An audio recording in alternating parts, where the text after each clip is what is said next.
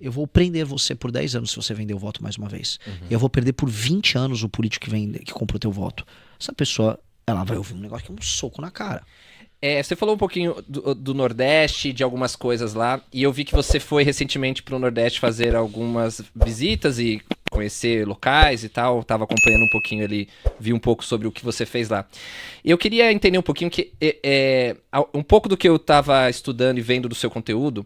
Algumas vezes você parece que faz algo aparentemente contraintuitivo para um político, vamos dizer assim, um político normal, vamos dizer assim.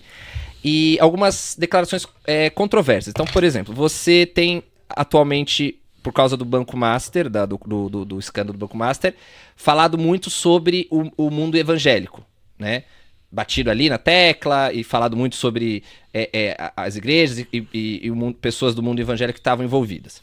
Você foi lá no Nordeste e também puxou muito ali a orelha do pessoal de lá. Então, você aparentemente... faz uma coisa que aparentemente é contraproducente, porque você pega determinados públicos que poderiam ser nichos do seu eleitorado e você parece que, em vez de falar de forma amigável ou que fizessem com que eles gostassem mais de você, parece que você dá choques de realidade para esse tipo de público, como eu citei, públicos que são muito fortes da parcela, né? Eleitoral, por exemplo, evangélicos, por exemplo, pessoas do Nordeste. Isso é uma estratégia ou qual é a sua intenção? As pessoas, elas não se repelem com isso? Explica um pouquinho por que você trata dessa forma. Que eu não faria nada diferente, meu problema é isso, eu sou uma pessoa muito difícil. Se eu acredito nisso aqui, por que eu vou falar outra coisa? Então assim, eu tenho uma parte da minha família, que eles morreram, meus avós. Mas eu, por muito tempo, eu ia, quando era criança, ia na congregação cristã. Meu avô era de família da congregação. Eu ia e via uma realidade e fazia parte daquela realidade. E sabia dos problemas que existiam em inúmeras denominações desde criança. A gente sempre assistia televisão, já vi escândalos de corrupção envolvendo igrejas. Mas eu sempre fui muito generoso porque eu via minha família nisso. Nunca foi um tema pra mim que eu olhava de fora. E conforme o tempo passa e você vê a mercantilização que você vê acontecendo na fé, você começa a perceber, ok, essas pessoas evangélicas que são dignas, elas não vão acordar para aquele pastor X, para aquele pastor Y, elas não vão ver que aquele cara tá roubando elas, e eu não tenho como não falar. Talvez isso seja politicamente um erro, mas eu não vou conseguir... Não é nem eu não vou conseguir dormir, isso seria pose eu ficar falando isso. Eu não vou ser verdadeiro e eu não vou atacar o problema se eu não tratar aquela pessoa como uma pessoa titular de direitos e deveres e que tem uma consciência e que eu não quero ver ela errando. Então quando eu falo pra aquela pessoa, você errou em votar no Bolsonaro, você errou em votar no PT, você errou em aceitar vender seu voto, como eu falo isso pra galera do Nordeste, você errou em deixar esse pastor ficar te enganando, eu só tô tratando ela com respeito. Talvez ela não queira ser tratada com respeito, mas eu vou tratar ela com respeito. E talvez um dia ela reconheça que, ok, esse cara, ele falou uma verdade inconveniente que talvez eu não quisesse ouvir. E eu prefiro isso. Eu tenho certeza que muitas pessoas vão despertar. Como vem despertando. No Nordeste, esse périplo que eu tô fazendo pelas cidades pequenas do Nordeste, tá fazendo muitas pessoas despertarem para um problema. Eu vou numa cidade pequena, entro numa rádio e falo, olha, você que tá me ouvindo, que vendeu o teu voto, e sejamos honestos, isso acontece em 60%, 70% da população que vota em muitas das cidades. Eu vou prender você por 10 anos se você vender o voto mais uma vez. E eu vou perder por 20 anos o político que comprou teu voto. Essa pessoa, ela vai ouvir um negócio que é um soco na cara. Ela, o que esse cara tem a dizer? Né? Mas porque essa pessoa sabe que tá errado. Quando ela troca o voto dela por um dinheiro ou por um favor, ela sabe que ela tá cometendo um crime. Ao mesmo tempo, ela tá vindo falar que eu vou matar o bandido que assalta ela. E ela acha que eu tenho que fazer isso. Ela acha que eu tenho que chegar ao poder e resolver essa questão do crime. E ela talvez veja uma correlação às duas coisas, no sentido de que se a gente não vai ter bagunça, não vai ter bagunça mesmo. E talvez ela queira ver da minha parte também que eu não sou ladrão, que eu não sou corrupto, que eu não vou me vender, que eu sou íntegro. Então, quando eu junto tudo isso, talvez ela fale, olha, esse caminho me parece um bom caminho. Tá todo mundo em algum medida. Eu vou parar de vender meu voto, o bandido vai parar de roubar, e esse político que tá falando isso não é vagabundo. Esse caminho parece ser bom. E eu vi muitas pessoas fazendo essa conexão. E essa conexão não é apenas boa em termos de voto pra mim. É uma conexão que gera um país melhor. Se as pessoas entenderem isso, o país vai ser objetivamente melhor pra todo mundo. Então eu vou fazer isso. Se isso funciona ou não, a gente vai saber em outubro, mas eu não tenho como fazer nada diferente. Talvez não seja o melhor dos candidatos, porque talvez o correto é eu chegar no Nordeste e ficar: o homem é bom, vamos lá, vamos lá, o foguete não tem Tem um ré. monte de gente escrevendo aqui que o homem é bom. O homem é bom. Mas, né? Entendi. Sim, ainda falando do Nordeste, você tem trazido uma pauta em muitos vídeos e tem ficado um assunto bem polêmico, que é a questão da fusão de municípios e de colocar o interventor Sim. em algumas regiões, ou seja, cidades ou estados. A minha pergunta sobre isso é, eu vejo muitas pessoas falando que são dessas regiões, falando, se fundir vários municípios, de repente um município que é mais distante vai ter um acesso mais difícil, ou vai ficar mais longe do aparato estatal, no que diz respeito, talvez, saúde, educação, porque vai ficar concentrado na sede daquele novo município criado. E, além disso, em relação ao interventor, a minha dúvida é se existe esse modelo, esse formato de atuação com um interventor na história ou atualmente em algum outro país, e qual é o mecanismo para que isso não gere corrupção no sentido dessa pessoa, esse interventor, também não ter algum tipo de esquema ou favorecer uma empresa que vai fazer ali o trabalho de intervenção junto com ela? Explica um pouquinho mais esses... Começar pelo final. Veja, nós já temos muita corrupção no serviço público e nas administrações públicas em todos os municípios, então isso já é realidade. E isso com o interventor não vai acontecer porque as leis são brandas. Então, cometer um crime no Brasil compensa. Se você rouba dinheiro público, se você faz um contrato superfaturado com uma construtora que vai te dar um rebote depois, é recompensado porque nada vai acontecer com você. Nada acontece porque a justiça não vai te pegar, e se pegar, a pena é branda. Nós temos que ter penas muito duras, não só pro bandido que te assalta, mas pro bandido do colarinho branco que tá trabalhando na política e tá te assaltando por meios políticos, por meios não violentos, né? E se a pena for muito dura, vai ser muito difícil alguém querer cometer o crime. Nós temos que colocar o agente público no Brasil num clima de pânico. Eu me lembro que quando tinha Lava Jato, falavam-se muito, não, estão criando um pânico moral. Tá, eu acho que tá no momento de ter uma espécie de um terror. O agente público tem que ter muito medo de... Um cara trouxe um bombom, sonho de valsa, colocou na frente dele, cuidado, isso pode ser configurado com corrupção. Okay. O pessoal tem que viver um pouco de um pânico pra gente quebrar um padrão. Até porque você cria os hábitos, primeiro através da imposição de uma disciplina muito rígida, com punição. Depois aquele hábito vira natural. Aí você cria uma sociedade de confiança. Então, primeiro vai ter que ser através do terror. E o cara vai ter que ter muito medo de fazer qualquer coisa. Isso vai acontecer também com os interventores.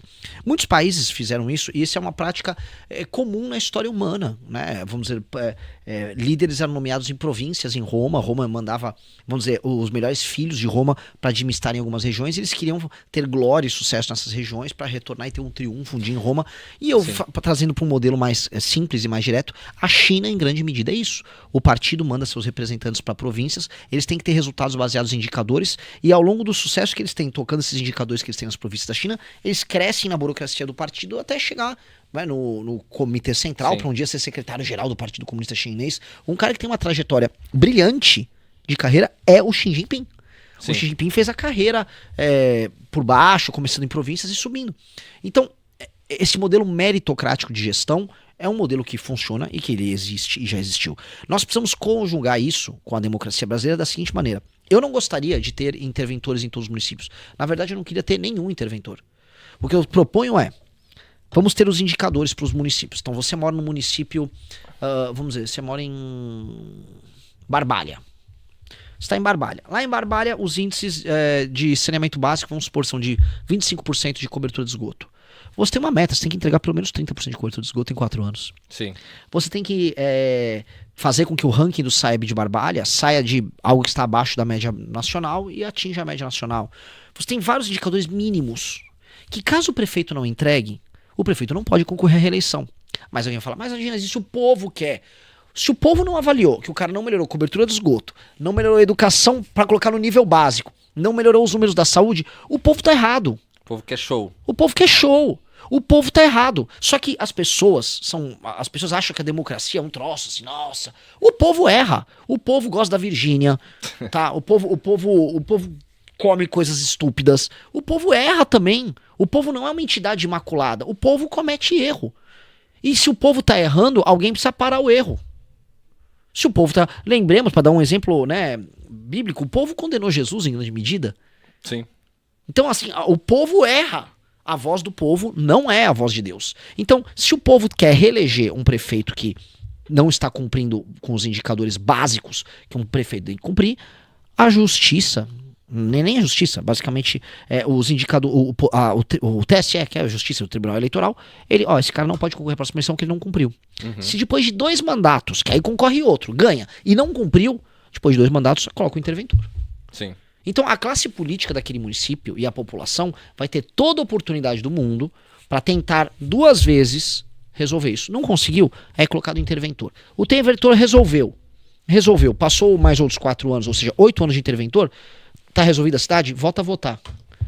Se voltou a votar e aí eles estragam, aí perde o que foi feito, aí bota interventor. Ok. Mas assim, eu não quero botar interventor em lugar nenhum. Eu espero que a classe política veja esse novo sistema de estímulos e comece a trabalhar. Isso não é meio utópico, não? Olha, seria utópico se não tivesse punição. Se eu esperasse assim, olha, o político vai cumprir essas metas porque ele tem um bom coração. Ele não tem um bom coração.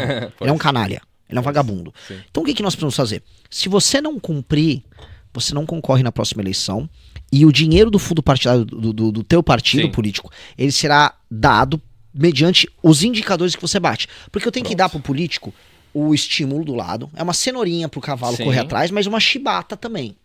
O cenourinha, o seu partido vai ganhar recursos e você pode fazer seu show do Wesley Safadão e receber emendas aqui no município com quanto você cumpra a meta. Aí o político, cifrão, se não cifrão pra roubar, né, mas o cifrão, tipo, vou ter recurso. Sim, você mexeu no bolso dele, ele vai se acordar, né? E do dirigente partidário dele. Agora, não cumpriu a meta, meu irmão, você tá sem direitos políticos por 8 anos. Sim, mas os políticos que vão, vamos dizer, que vão estar por baixo nesse novo método de incentivo que você está propondo, não são os que vão ter que votar para que esse novo método seja implementado? Sim. Mas através de uma mudança da legislação? Sim. E como que funciona esse... Aí é a arte, né? Aí um presidente da república que entrar no poder no Brasil e conseguir derrotar o crime organizado, que é o que eu vou fazer, esse presidente vai ter uma popularidade gigantesca. Que vai fazer a reforma fiscal que vai fazer, vai ter uma popularidade gigantesca. E essa popularidade vai ter que se reverter e o presidente vai ter que gastar toda a popularidade para fazer isso. Porque o presidente que fizer essa reforma que eu tô falando, o pessoal nos comentários chamou de PEC da cenourinha. PEC da cenourinha, boa. É bom, a PEC da cenourinha. O presidente que fizer isso, resolveu o Brasil para os próximos 30 anos. Porque o sistema de incentivos políticos para o Brasil vai estar alterado. E aí a gente vai exigir todo o espírito público para fazer isso.